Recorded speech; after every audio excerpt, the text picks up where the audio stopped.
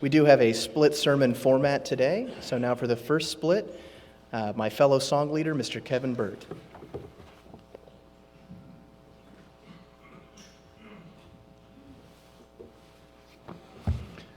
Well, good afternoon, everyone. I'd certainly like to welcome any visitors we might have today, and certainly say hello to those who are joining us via the webcast as well. There's a very serious disease in our Western society that we must be on constant guard against. In fact, some have even called it epidemic in proportions today. This is especially the case for those of us living in the United States. It is even one of the descriptive nouns you hear utilized at times when discussing the teens and the young adults in our society. This disease knows no socioeconomic or racial, gender, cultural, or age boundaries. It is found within the richest and the poorest of our society. It is found in varying degrees within the Caucasian, the Black, the Asian, Hispanic, etc. population. In both male, female, and those who are confused about their gender as to who they really are. As noted, it is very obvious in the younger population, but certainly becoming more prevalent in the aging baby boomer generation. Can you guess what it might be? Its origin predates mankind on this earth and certainly became well established as a way of thinking by our first physical parents, Adam and Eve. You hear it espoused every single day in advertising and casual conversation around the office or school, on TV and the internet. The epidemic that's sweeping our Western culture and rapidly gaining ground in the rest of the world is that of entitlement. I deserve to have this or that. Thus, I demand that you give it to me. It is my right to have whatever it may be. If we aren't cautious and on guard, watching out for this insidious attitude of entitlement, we can be led down the path to expect things as well that will never bring us true joy and happiness as Christians. So my purpose this afternoon is to contrast Satan's way of entitlement to God's way of accountability to help you avoid this evil disease that is running rampant in our Western society. So let's start by defining entitlement. Merriam-Webster's definition online: entitlement is a noun, the condition of having a right to have, do, or get something. The feeling or belief that you deserve to be given something, such as special privileges. And then my favorite, a type of financial help provided by the government or members of a particular group.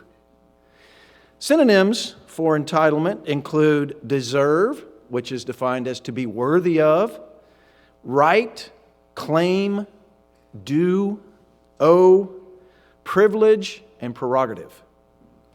If we look at entitlement from a spiritual perspective, it is basically the attitude to get for oneself. I believe it can be summed up or associated with pride and arrogance, which God, of course, warns us about all throughout the Bible. Let's turn to Proverbs 8:13. We'll start with page number 725 in my Bible.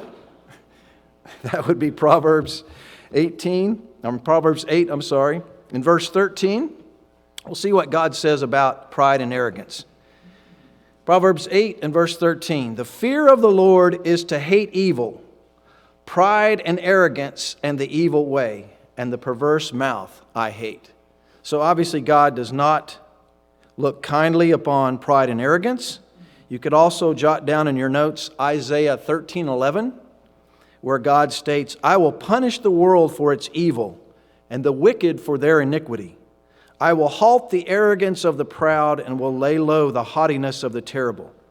Certainly God will punish those now and in the future who have this type of attitude, the attitude of pride and arrogance, who think that they are entitled to things that other people aren't. In contrast to that, let's look at the definition of accountability. Accountability is also a noun. The quality or state of being accountable. An obligation or willingness to accept responsibility or to account for one's actions. Synonyms for accountability include duty, obligation, responsibility, and I thought this one was really incredible that I saw this on the internet, righteousness. Righteousness is a synonym of accountability. On the opposite end of the spiritual spectrum is humility and service, which of course equates to an attitude of giving, an attitude of life that we're called to. This type of a person believes in accountability for one's actions. And we all know that God is not a respecter of persons. He holds everyone accountable for their actions. He does provide special blessings, however, to those who obey Him and live His way of life and serve Him. But we as His called out ones are not entitled to special privileges to sin or get by with things that others would be held accountable for. Let's look next in James. We'll turn to James 4. James 4. The title header under that in my Bible is Pride Promotes Strife. James 4, we'll look down at verse 6. But He gives more grace, therefore He said, God resists the proud, but gives grace to the humble. Note that we'll continue in verse 7. Therefore submit to God, resist the devil, and he will flee from you.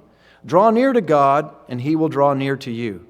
Cleanse your hands, you sinners, and purify your hearts, and you double-minded. And then skipping to verse 10, humble yourselves in the sight of the Lord, and He will lift you up. This is, of course, not an attitude of entitlement. This is an attitude that God expects to find in us as Christians.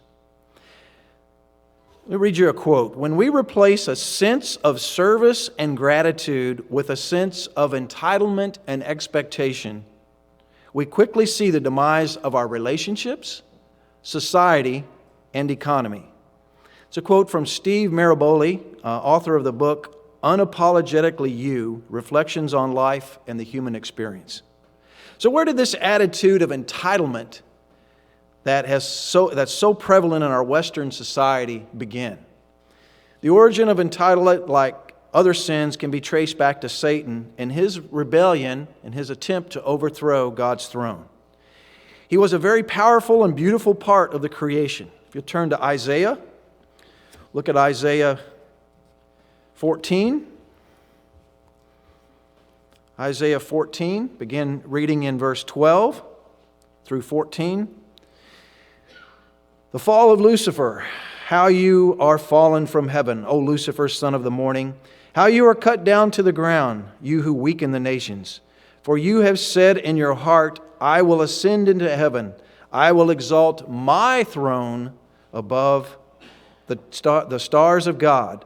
I will also sit on the mount of the congregation, on the farthest sides of the north. I will ascend above the heights of the clouds. I will be like the Most High. And I think that could also be traded, I will be over the Most High. So we can surmise that as Satan focused inwardly on how beautiful he was as one of the anointed cherubs, but over time he was filled with vanity and thought he deserved more than he had been given by God. Let's look at Ezekiel also in this same vein, this same thought. Ezekiel 28. If you'll turn to Ezekiel 28, starting in verse 12. King of Tyre here certainly refers to Satan as a spiritual ruler. You were the seal of perfection, full of wisdom and perfect in beauty. You were in Eden, the garden of God. Every precious stone was your covering, the sardius, the topaz, the diamond, the beryl, the onyx, the jasper, the sapphire, the turquoise, and emerald with gold. The workmanship of your timbrels and pipes was prepared for you on the day you were created. You are the anointed cherub who covers. I establish you. You were on the holy mountain of God and walked back and forth in the midst of fiery stones. You were perfect in your ways from the day you were created till iniquity was found in you. He was so special that he thought he deserved to have God the Father's position. He desperately wants to be worshiped like the Creator God requires of us, and will someday require of the rest of mankind.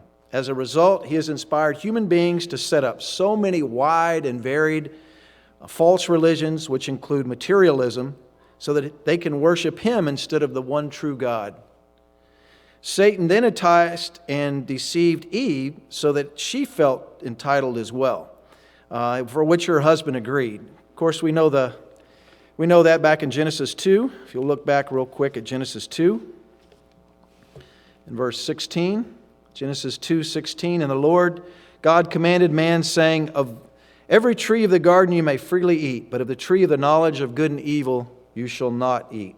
For in that day that you eat of it, you will surely die. And then in verse 4 of chapter 3, and the serpent said to the woman, you will not surely die, for God knows in the day that you eat of it, your eyes will be opened, and you will be like God, knowing good and evil. Adam and Eve decided to determine for themselves what was right and what was wrong, ignoring what God had instructed them to do. So they took of the tree of the knowledge of good and evil. And now we, as their descendants, feel that we're entitled to determine how we should live, not listening to the Creator who designed us and who knows the way to bring true joy and peace and happiness to our lives. And then their first son, Cain, was jealous of the sacrifice that his younger brother, Abel, made. Cain possibly felt that he deserved the blessing that God granted his brother, even though he apparently didn't fulfill whatever that requirement was for God to give him that blessing. That's over, if you turn over a page to Genesis 4. Genesis 4, you'll note in verse 3, in the process of time it came to pass that Cain brought an offering of the fruit of the ground to the Lord. Abel also brought of the firstlings of his flock and their fat, and the Lord respected Abel and his offering, but he did not respect Cain and his offering.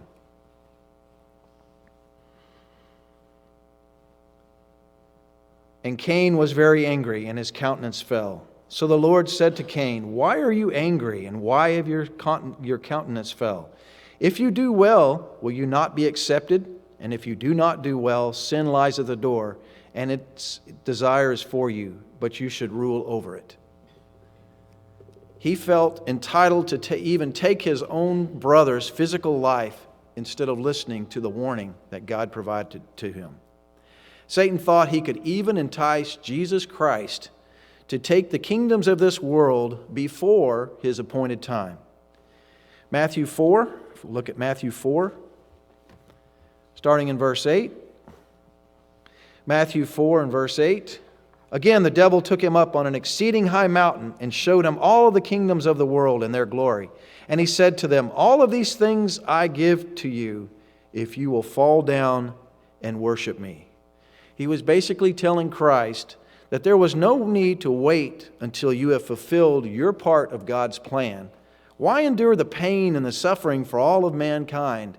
You're entitled to it now, and I can give it to you. Why wait until you have actually earned it?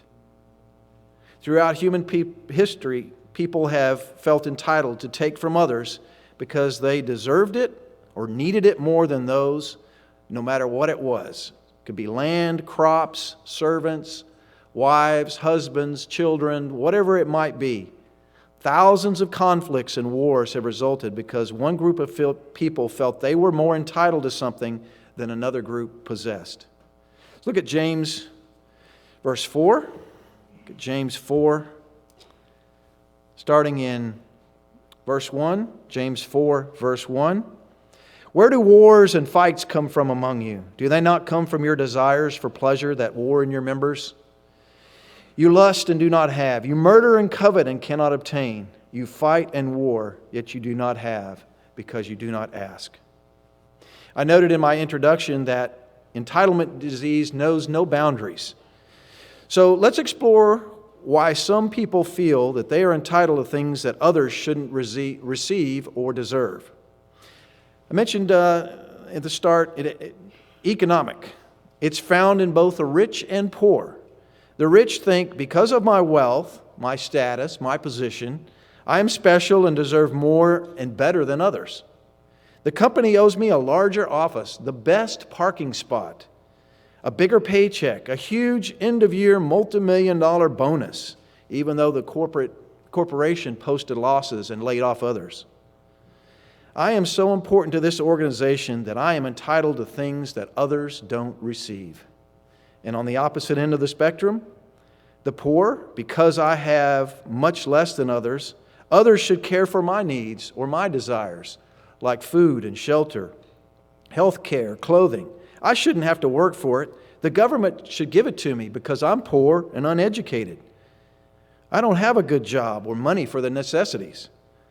If I do work, I'm entitled to more than just the minimum wage, not based on my skills, my talents, my abilities, my work ethic, or contribution to the company, but because I need it, because I deserve it. And what about racial? It's found in both minorities and majorities. The minority may say, because I'm in the minority, the majority owes me a free education, a high-paying job, a nice place to live, whatever food I want to eat. I should receive preferential treatment through programs like affirmative action and other governmental programs or mandates, simply because I'm a minority and I'm underprivileged compared to the rest of society. You owe it to me and I deserve it because I am a minority. And the majority may say, because I'm in the majority, the law should be tailored to me. Others in the minority really don't have a say-so or should be included in the decision-making process, even voting. After all, they don't think like I do or do what the rest of the majority does. So, of course, we are right and the minority is wrong. Then there's the gender. Male, female, or, as we've all heard so much these days, transgender, or deeply confused, as I would define them. The male, because it's a male-dominated society, I deserve special treatment, a higher paycheck than a woman who does the same work. Basically, the good old boy mentality privileges that aren't extended to a female, because I am a male. The female may say, because it is a male-dominated society, I deserve special treatment and should be considered before a man, even if I'm not qualified, because I am a female. The transgender or confused, because I'm confused on whether I'm a man or a woman, I should receive preferential treatment over both men and women. I should be able to decide which bathroom that I go into, which gender type of clothes that I get to wear, or which gender that I date or marry. Some take it to the point of actually getting surgery, as we've all heard this earlier in the year with Bruce Jenner, to change their gender. In essence, they are saying, God made a mistake when He created me. I should have been a man or woman because that's the way I think or the way that I feel inside. What other areas can you think of where people feel that they're entitled? How about to decorate their body as they please? This was an interesting statistic to me. Over 20% of Americans now at least have one tattoo.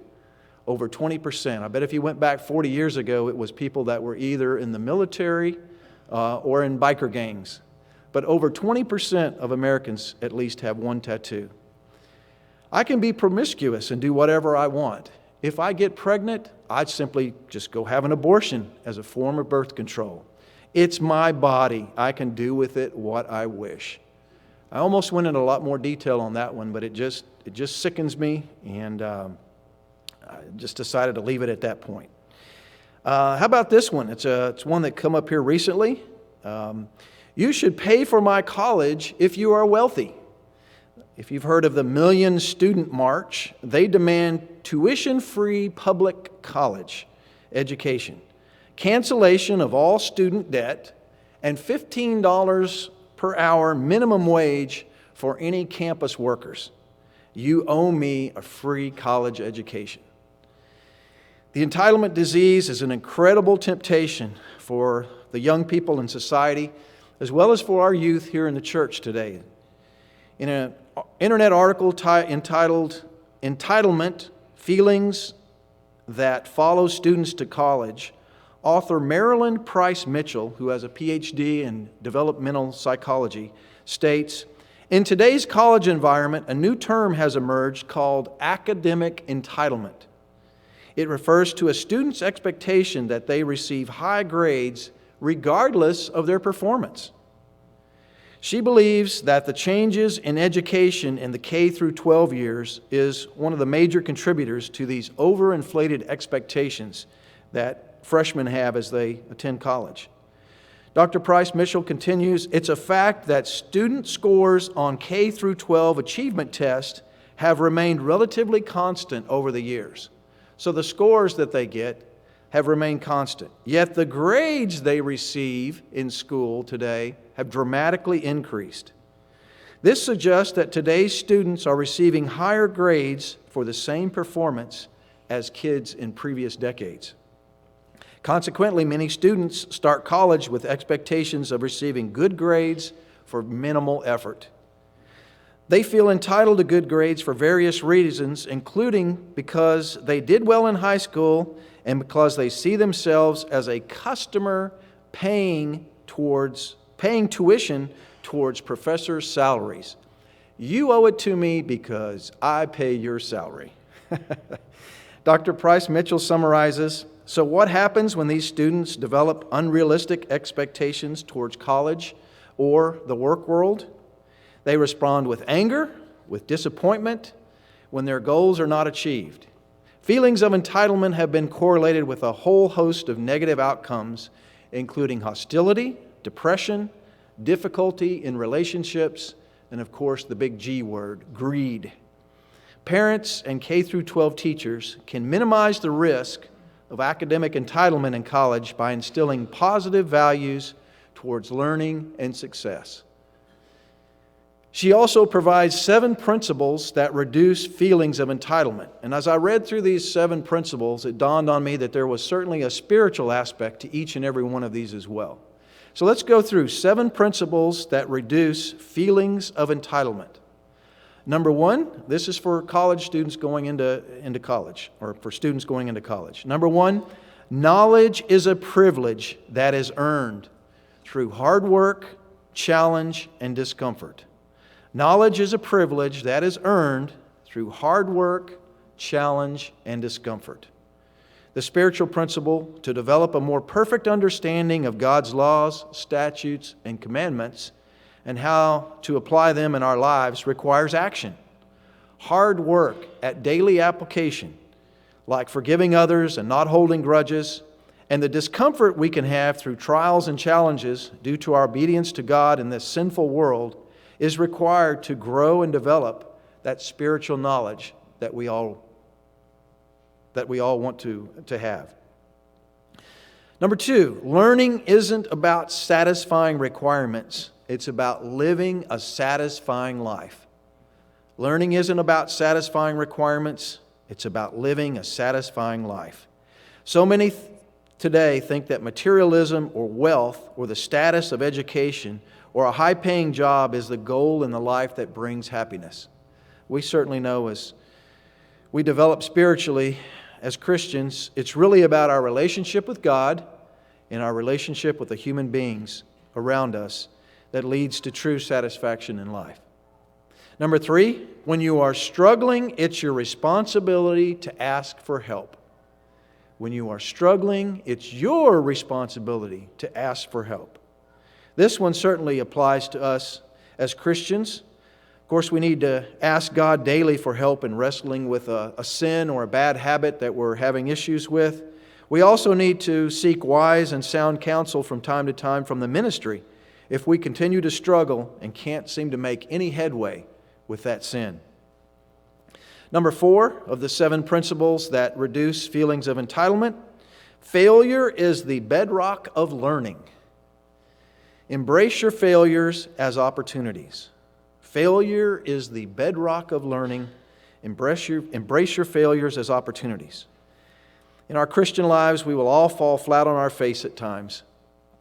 True character is developed when we rise back up again and take those first steps and start moving back in the right direction.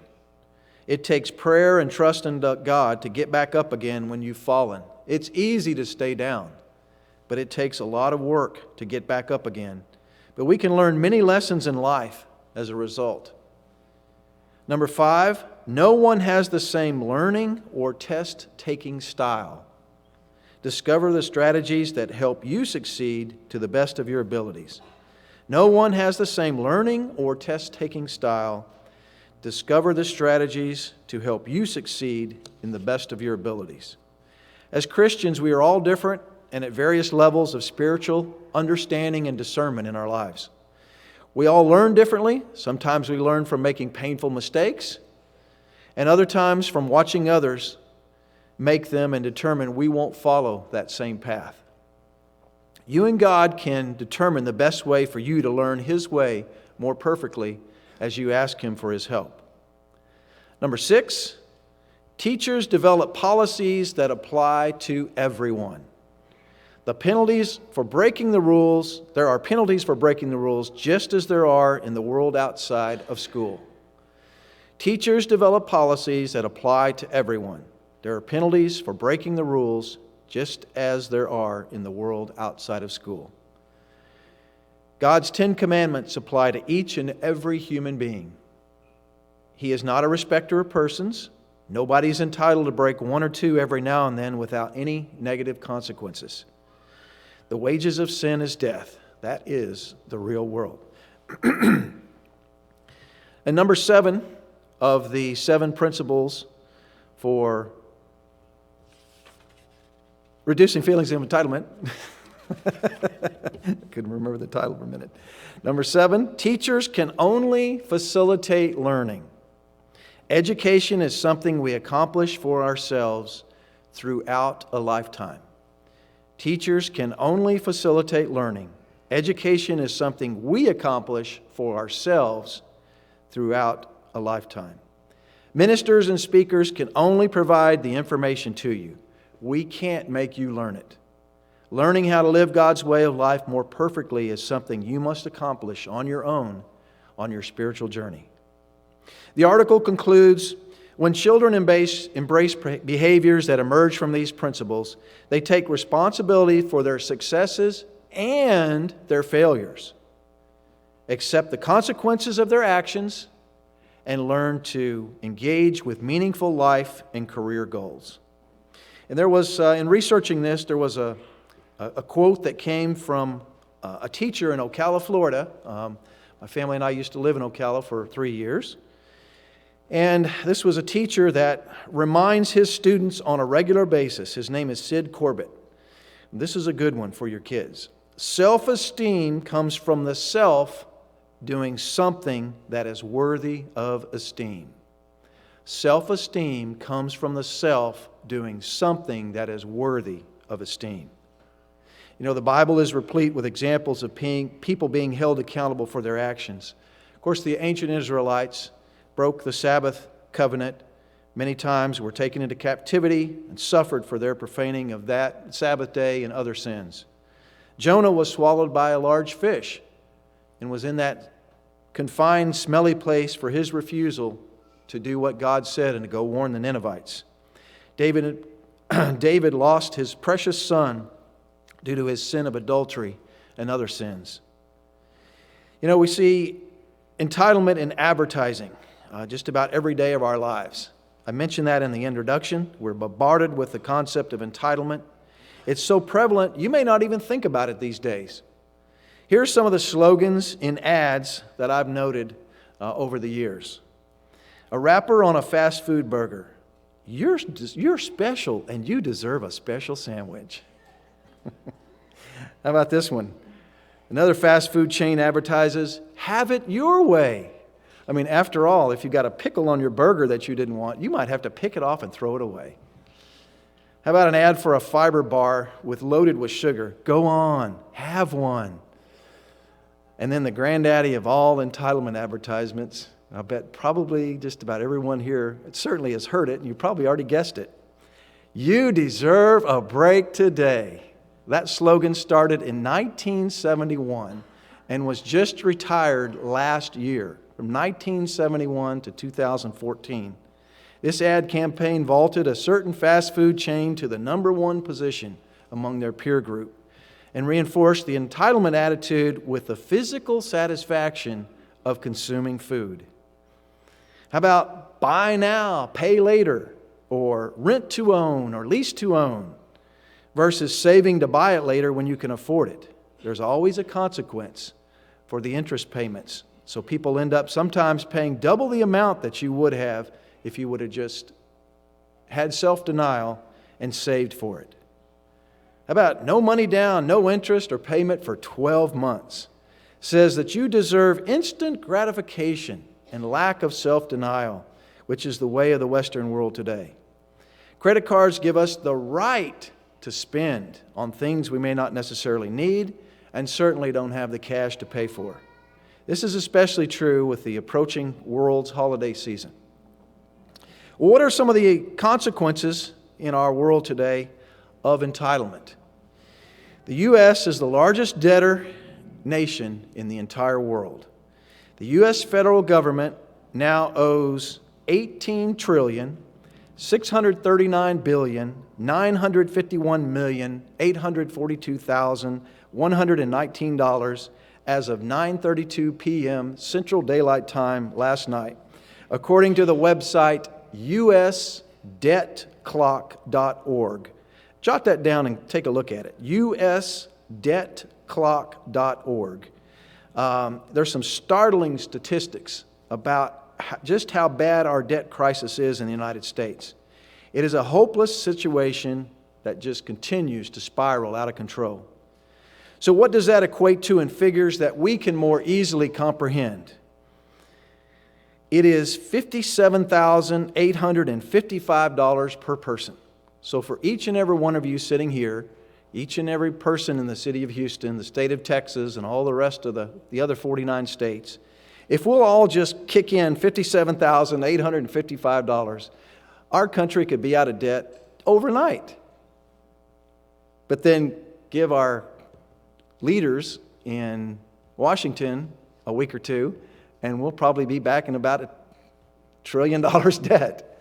Well, and we'll talk about one of those trillions, where it comes from. Now, this is interesting. I saw that was $57,855 per person. But an even more interesting stat, for all of you who are taxpayers, that would be $156,144. The population of the U.S. is estimated to be 322,876,321, with slightly over 119 million taxpayers. That means that only 37% of the population of the United States pays taxes. Yet our leaders spend money like we are the wealthiest nation on the planet, with everyone paying his or her fair share.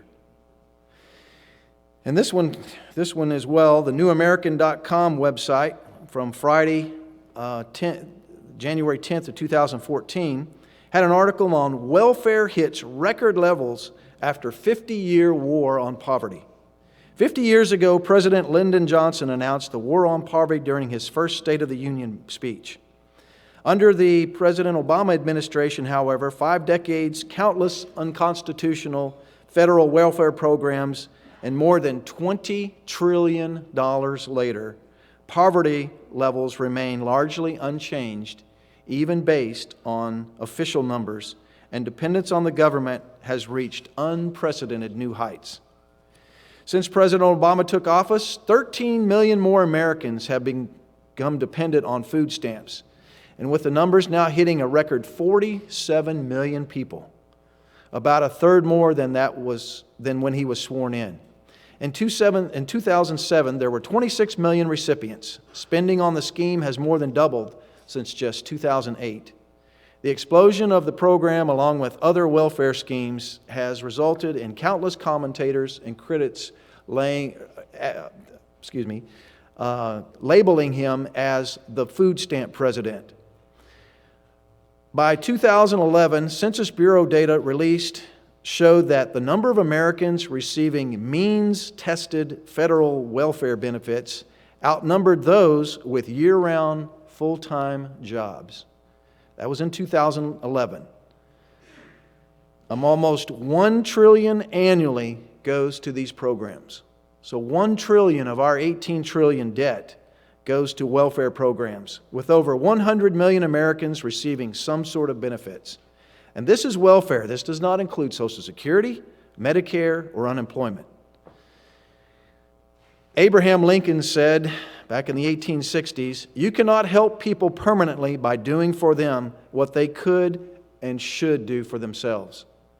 He also stated, if this country is ever demoralized, and we are there, it will come from trying to live without work. So there are more people that are receiving some type of welfare than people that have full-time jobs in the United States today. Dave Ramsey, on a more current scale, said there's a whole generation growing up thinking that the government exists to care for just them. What does God say about the welfare system and how people should care for their own needs and that of their families? Let's read in Proverbs 28:19. If you turn with me, if you will, to Proverbs 28.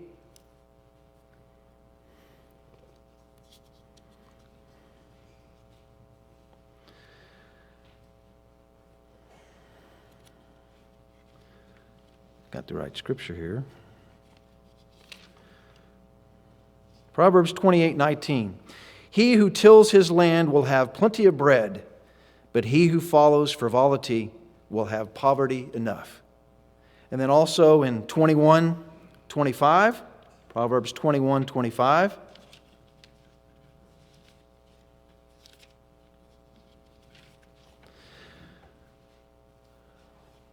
The desire of the slothful kills him, for his hands refuse to labor. Also, let's note Paul's statements in 2 Thessalonians. 2 Thessalonians 3.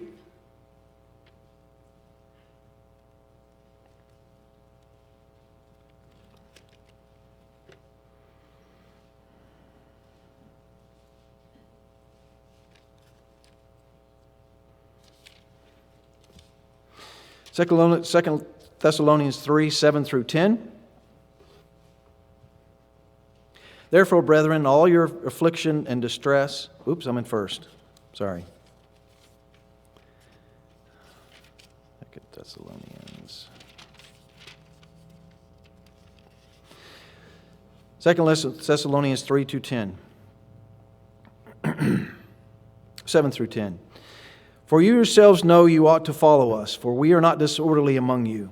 Nor did we eat anyone's bread free of charge, but worked with labor and toil night and day, that we might not be a burden to any of you. Not because we do not have authority, but to make ourselves an example of how you should follow us. They weren't looking to be fed for free. They did their part. They did their work. For even when we were with you, we commanded you this: if anyone shall not work, neither shall he eat. And I've got a personal story. A company that I worked for back in 2001, a co-worker that worked in the warehouse, and she was always on time, very good worker. And our two service techs were in the back one time getting parts for the next day, and struck up a conversation with her, and she said that her younger sister had just gotten a raise. And they quizzed her and asked, whoa, what does she do? Oh, she doesn't work. She had another baby. So now she gets more money on her welfare check each month. Well, my colleagues took the time to explain to her that it was the taxes taken out of their paychecks for all of their hard work that funded her welfare check. The federal government didn't give her a raise for having another baby. The two of them did. Her response, well, thank you very much. My sister appreciates it. She just didn't get it. And they don't. There are so many we have some third and fourth generation welfare recipients that don't understand where that money comes from. Now let's look at an example in the Bible as we draw to a close here of someone who thought he had he had such great status and position that he wouldn't humble himself to even be healed of leprosy. Turn with me, if you will, to 2 Kings. 2 Kings.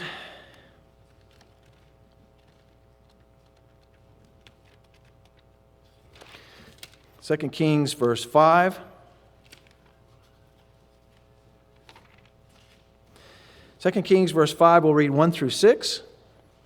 Now Naaman, commander of the army of the king of Syria, was a great and honorable man in the eyes of his master, because by him the Lord had given victory to Syria. He was also a mighty man of valor, but he was also a leper. And the Syrians had gone out on raids and had brought back captive a young girl from the land of Israel. And she waited on Naaman's wife. Then she said to her mistress, "If only my master were with the prophet who is in Samaria, for he would heal him of his leprosy." And Naaman went in and told his master, saying, "Thus and thus said the girl who is from the land of Israel." And so the king of Syria said, "Go now, and I will send a letter to the king of Israel."